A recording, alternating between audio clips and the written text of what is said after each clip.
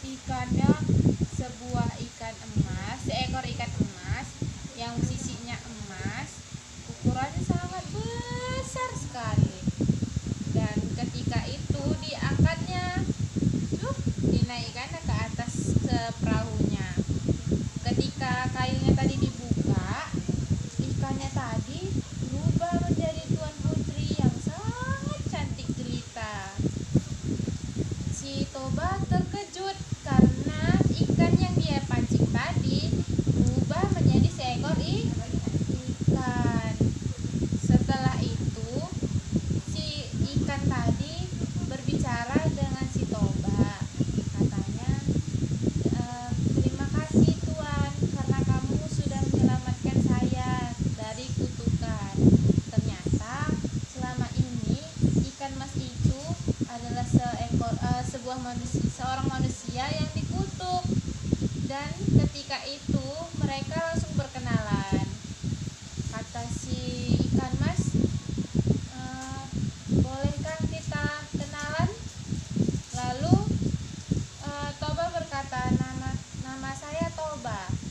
Siapa nama kamu wahai putri yang cantik? Kata si Toba. Si ikan mas yang jadi perempuan tadi, dia menjawab, katanya, perkenalkan nama saya adalah Putri. Setelah mereka kenalan, ternyata si Toba tadi naksir sama si Putri. Suka dia karena si Putri tadi cantik, putih, tinggi, langsing. Sukalah si Toba.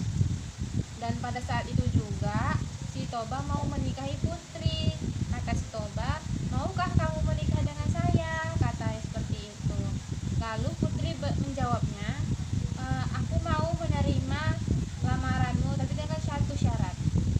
Syaratnya adalah dia harus menjaga rahasia kalau si Putri tadi berasal dari ikan.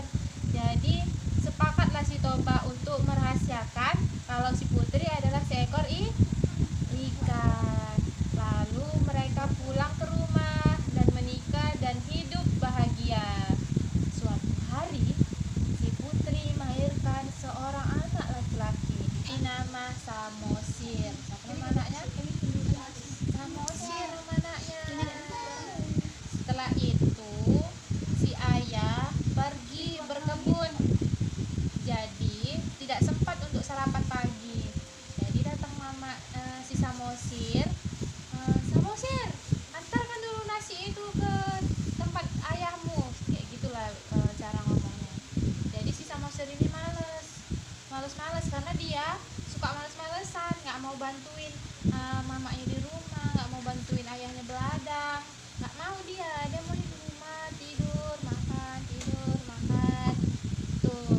Jadi dipaksa mamanya, lantar kali ini nasinya, bapakmu kelaparan di sana, gitulah ibunya ngomong. Jadi Samosir tadi pergilah mengantarkan makanan ke tempat bapaknya tadi. Sepanjang perjalanan, karena tempat bapaknya tadi ini jauh jalannya, dia kelaparan.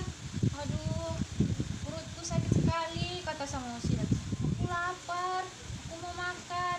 Aku nggak ada makanan, yang ada cuma makanan yang dibawanya tadi, bukan yang dikasih mamanya. Tengoknya, tapi ini punya bapak, tapi aku sangat lapar, kata Samosir. Jalan lagi dia, tengoknya itu bekal ayahnya tadi. Terakhir, karena dia gak kuat menahan lapar, dimakannya nasinya, dimakannya banyak-banyak sampai tinggal sedikit untuk bapaknya. Dan setelah dia makan, dibawanya lagi untuk bapaknya yang sisanya tadi. Dan setelah sampai di tempat, apa yang terjadi? Diberinya nasi tadi. Ini ya nasinya, aku bawa bekal dari rumah. Dan datanglah si ayahnya dengan wajah yang sangat lelah, lapar, haus. Ketika dibuka itu bekal, dia kaget melihat nasinya tinggal sedikit nasinya. Kenapa nasinya tinggal sedikit, Samosir? Kata si bapaknya. Dia langsung kaget, dimarahi bapaknya. Dia bilang, aku kan cuma makan sedikit, kan masih ada sisanya, katanya. Dibilang ke bapaknya. Lalu bapaknya bilang, dasar kamu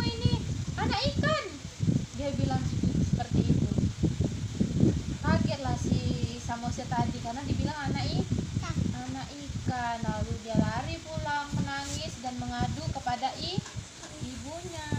Dan ketika itu ibunya bertanya sama Samosir, kamu kenapa menangis?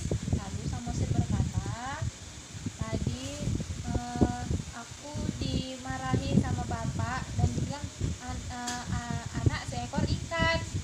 Lalu ibunya berkata lagi, sungguh ingkar janji ayahnya tadi yang bernama Toba tadi, karena sudah mengingkari janji yang pertama kali berjumpa.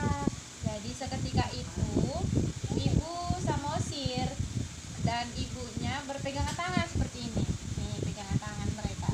Lalu kaki Samosir yang menginjak tanah tadi keluar air. Air itu sangat deras memancur ke atas tanah. Lama kelamaan mereka berlari